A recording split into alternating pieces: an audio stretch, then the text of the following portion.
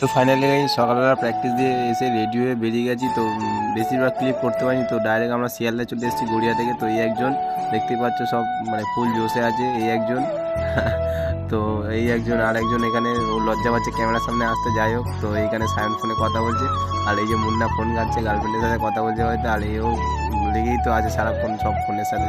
তো আমি একমাত্র ছেলে যে সিঙ্গেল। তো ফাইনালি সবাই একসাথে চলে আসলাম নৈহাটি স্টেশন। তো সবাই নৈহাটি স্টেশনে চলে এসেছি। তো এখন সবাই ট্রেনের মধ্যে ভিড় সামলে এখন চুল ঠিক করছি। তো যাই হোক, ঝুড়িতে করে সবাই সাজিয়ে সব কিছু সব রকমের যা যা লাগে সব কিছু নিয়ে যাচ্ছি মন্দিরের দিকে। তো এখান দিয়ে 3 থেকে 4 মিনিট লাগে তো মায়ের মন্দিরে যেতে। তো আমরা মায়ের মন্দিরের কাছে অনেকে কথা বলছি। তো ফাইনালি যেখানে আমরা মায়ের মন্দিরে এসেছি। তো এখানে পুরো টোটালি বিজনেস। এখানে জুতো রাখতে গেলেও টাকা লাগে। তো যাই হোক, জুতো ফুতো রেখে আমরা সবাই খালি পায়ে মায়ের মন্দিরের দিকে যাচ্ছি। মায়ের মন্দিরের ভিতর যেহেতু ক্যামেরা অ্যালাউ নেই, তাই আমরা ফটো তুলতে পারিনি। তো পুজো দেওয়ার পরে আমরা গঙ্গার পাড়ে এসে কিছু ফটো তুললাম। ভিডিওটা যদি ভালো লাগে অবশ্যই কমেন্টে জানিও। এখন বাড়ি যাচ্ছি, টাটা।